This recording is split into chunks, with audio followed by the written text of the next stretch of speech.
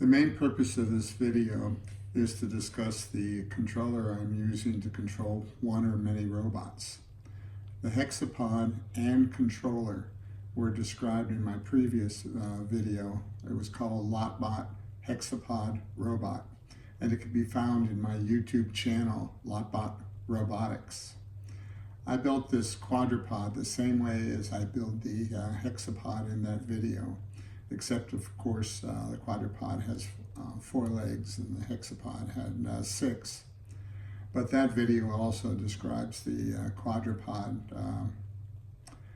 I'm going to show you the controller sending messages to these robots in a demo environment, and then I'm going to show you the controller sending messages in a development and test environment. The last portion of this video will discuss the controller's code. The controller can send a message to both robots, and in this case, the message is to walk forward. Messages can also be sent to either robot without affecting the other robot. We see the Hexapod walking forward and stops. This is when the controller sends a halt message. In the meantime, the quadruped is waiting for its next message. Upon receiving a walk forward message, the quadruped starts walking forward until it receives a halt message. I'm always trying to improve my code, so in the previous video the Hexapod could only walk forward and had to turn around in order to walk in another direction. It can still turn around, but it can now walk to its left or to its right and backwards based upon messages from the controller.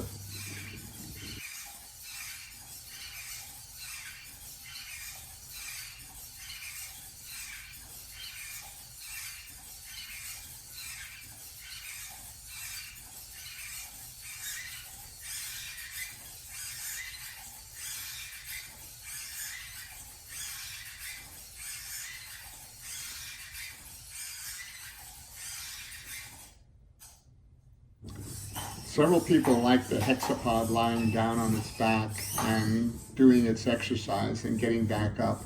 So I am using the controller to repeat that demo.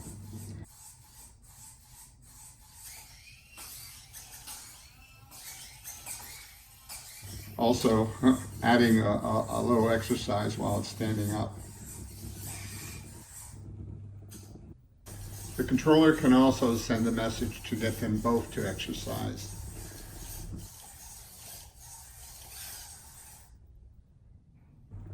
The LotBot Hexapod robot video showed the Hexapod robot responding to being turned over and still functioning.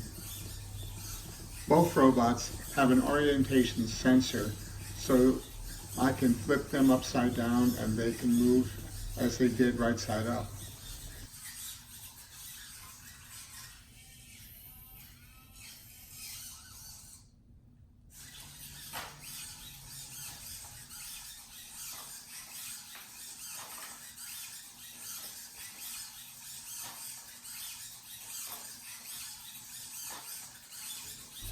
Of course, flipping the robot back into its upright position continues to let it function.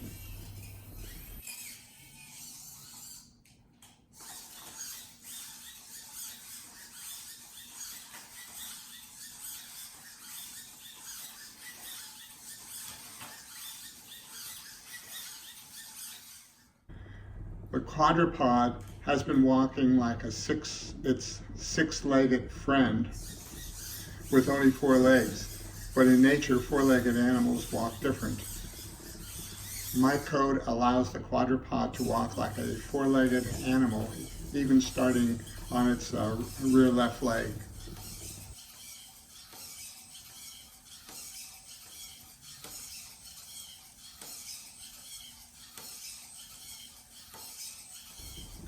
Of course, messages from the controller can get it to switch walking either way.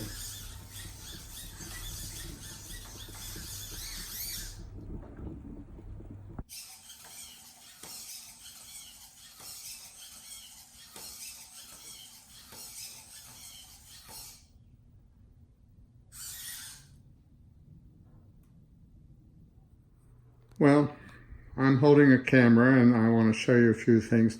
This is my development environment, and when I'm doing the development of the code or building the hardware, I keep the robots lifted up off the table.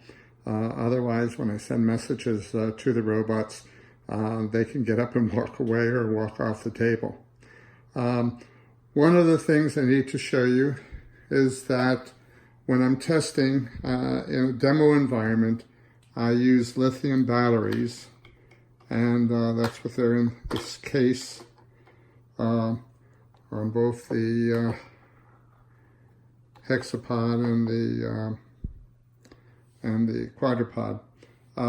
But however, when I'm testing and developing, I don't use the batteries. They're lithium batteries. I don't want to continually charge them, so I keep them in a LiPo safe, because I am a little concerned about lithium and explosive and fire control. So this container is both explosive proof and fireproof. When I'm testing at my desk, since I don't use the lithium batteries, over here in the corner, you'll see I have a power supply, and it also is set for 7.4 volts, just like my lithium batteries are. So what I'm going to do is, one other thing is when I'm bringing code down from the computer, I use a Mac over there. What I do is I have a long USB cord and I plug it into here. Of course, any of you who know about Arduinos, you know that they have a Type B USB plug, so I have a little adapter that goes from a Type A to a Type B. Okay, I'm going to set this up so that I can show you a few things on the controller in my test environment going to these robots. Okay, now I've got it set up so that the controller is communicating with the robots, and well, actually just the Hexapod right now. And I'm just going to show you that if I select something on the screen, such as going up and down, you see that the Hexapod is moving. And then if I click on halt, it halts. And then if I put it in its walking movement, it tries to walk. But see, it's raised up, so I don't have to worry about it walking off the table. I'm going to stop this now. Put it in initial position.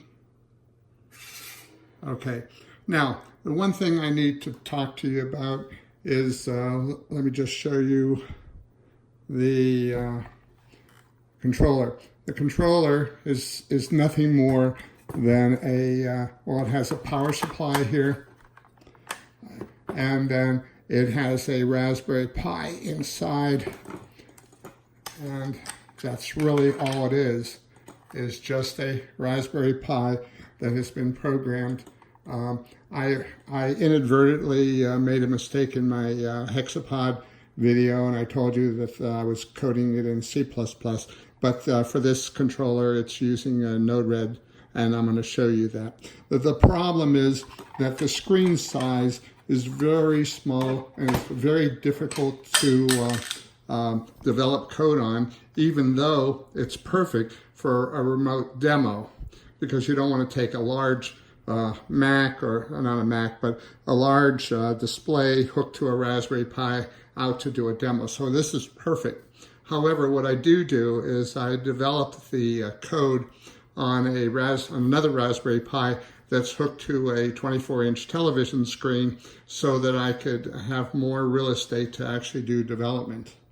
So, and then once I do the development on the other Raspberry Pi, I simply transfer the code over to this computer.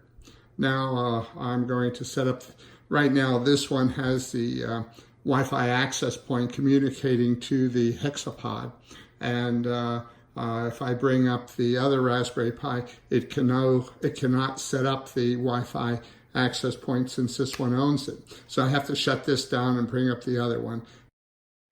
Okay, now I'm set up using this Raspberry Pi and this 24-inch television screen, and I have the power supply hooked up to the Hexapod, and what I'd like to do is just show you a couple quickies here and get on and show you some of the way this Node-RED code is set up.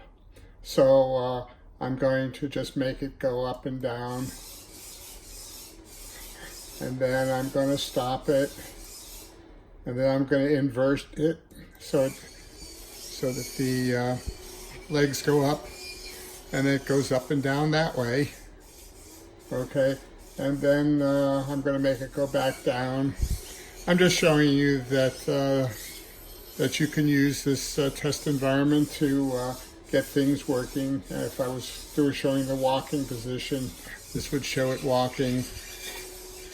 Okay, so you get the idea that this test environment with power supply hooked up to the Hexapod or the Quadrupod, if I had that hooked up, it would work.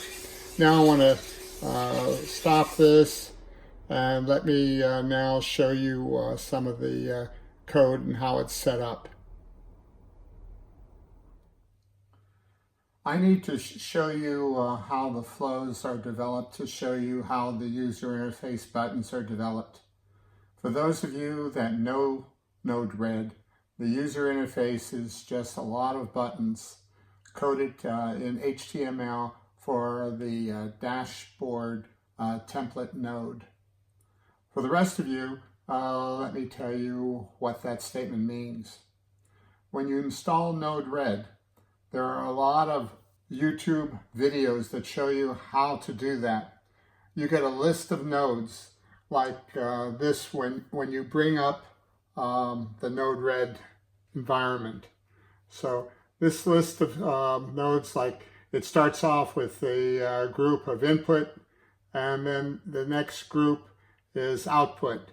Let me just show you how a flow is created real fast. I could take the inject node, put it down here, and then I could take the debug node and put it over here.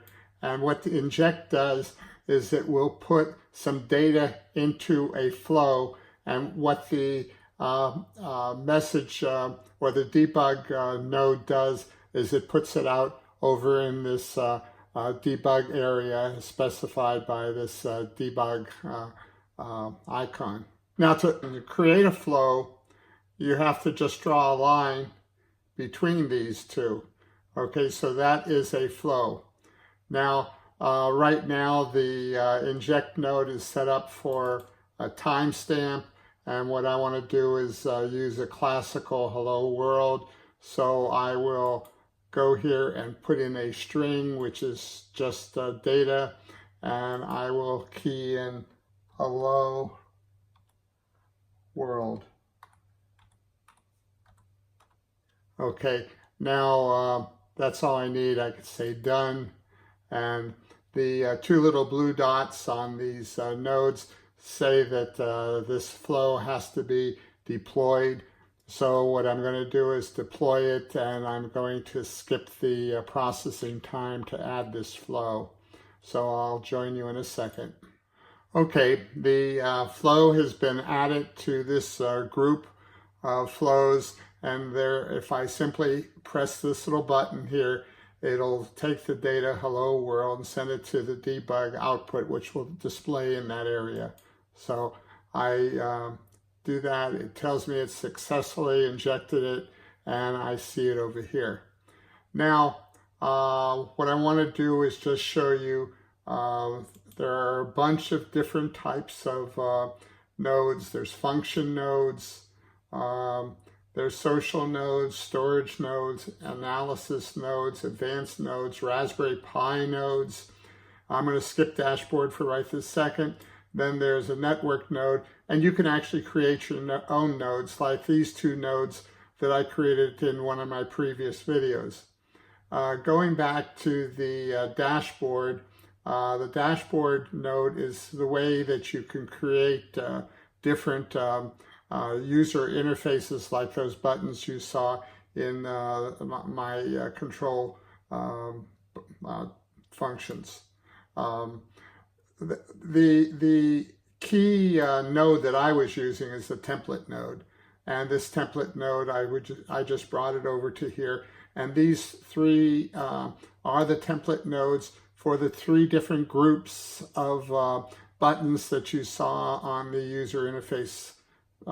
So I had the yellow ones for Hexapod and the blue ones for Quadrupod functions, and the black ones for both of them. What I want to do now is show you how the buttons were put in the user interface. If I pull up the Hex and Quad template, at the bottom here you see the HTML, and if you notice that for the Hex and Quad, all those buttons were black. So this is a CSS entry that defines the color black. And then the positioning of the buttons across are defined by this entry. And then in the body itself, I use that button, and I indicate when the button is clicked for the different buttons that have the text over here. Let me just go down to walk forward. That's a W, FW, and it shows the walk forward in the button. And when it's clicked, the W, FW continues down the flow. So let me just show you that if I select one of the buttons that are defined in the HTML, then the data that it's sending down the flow will go to these MQTT output nodes. And this one sends the, since I'm working on this Raspberry Pi, which is the controller, it's going from the Pi to the Hex, the Hexapod. Over here, it's going from the Pi to the Quadrupod. So this one entry will send it to both of them. Now, on the other hand, if I went to the HTML in the Quadrupod, it would only send the MQTT message to the Quadrupod, or the same with the Hexapod. Let me go to the user interface as defined by those flows. And so if I go over here to the walk forward, I select this, and then I can go back over here to the debug area, and you can see that the walk forward went to the Hexapod, and it went to the Quadrupod based on these MQTT output nodes. Let me just show you that the target, which is I'm using as the name of the node, is specified right here. So you specify the name that you want to be sent out in the topic field, and this also is said to have published the data. Where on the ESP32, it subscribes to the PI2 hex topic. So that's how the ESP32 gets the data. Okay, that's done.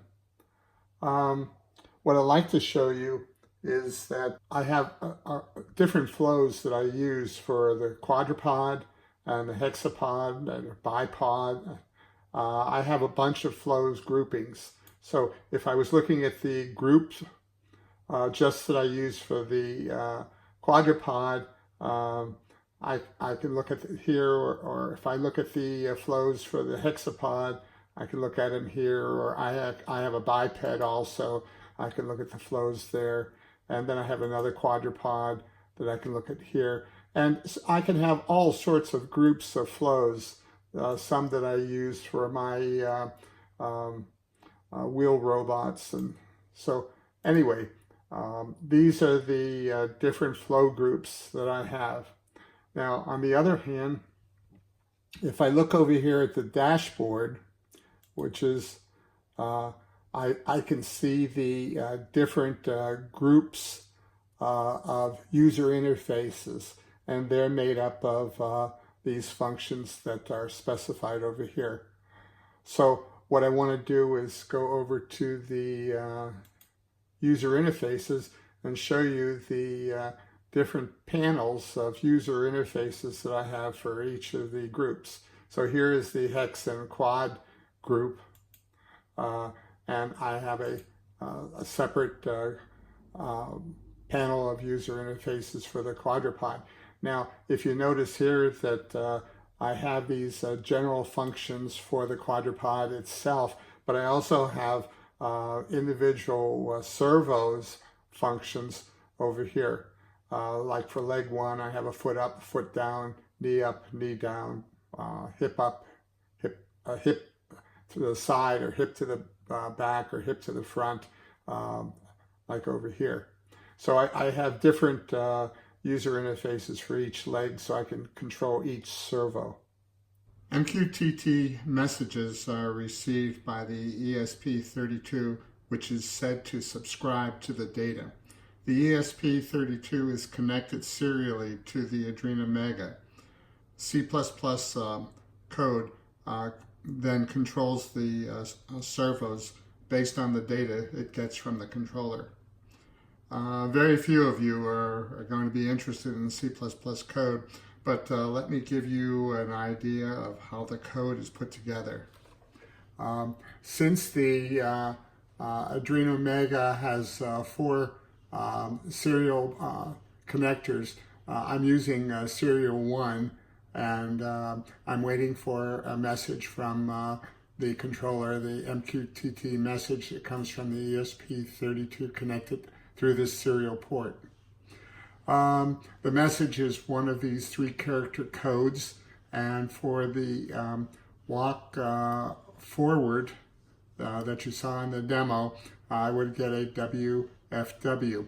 Now this is a function that's in this particular program that uses a class, a group of class functions, such as if I was going to wanting a servo, a specific servo to go up, like servo 1 for leg 1 for the foot, or for the knee. I've named my 3 servos in the leg for the hip, the knee, and the foot. So these are functions that are found in this particular class. The class that has a CPP file, which is the function data, the actual functions, and the header files over here. So if I look at the header files for the up and down, it's asks for the leg number and the servo type. In this case, it would either be the foot or the knee. You can look on the internet and see all sorts of YouTube videos that show you how to move a servo, and you'll find some code that looks something like this. I've already discussed the code of the ESP32 that is waiting for the MQTT messages in my YouTube video called LotBot Junior Part 2 ESP32 Code. And you can find that on my YouTube channel, LotBot Robotics. There is just a lot of information covered in this video, so if there are any questions related to the video, enter them in the comments and I will try to respond. Thanks for watching my project.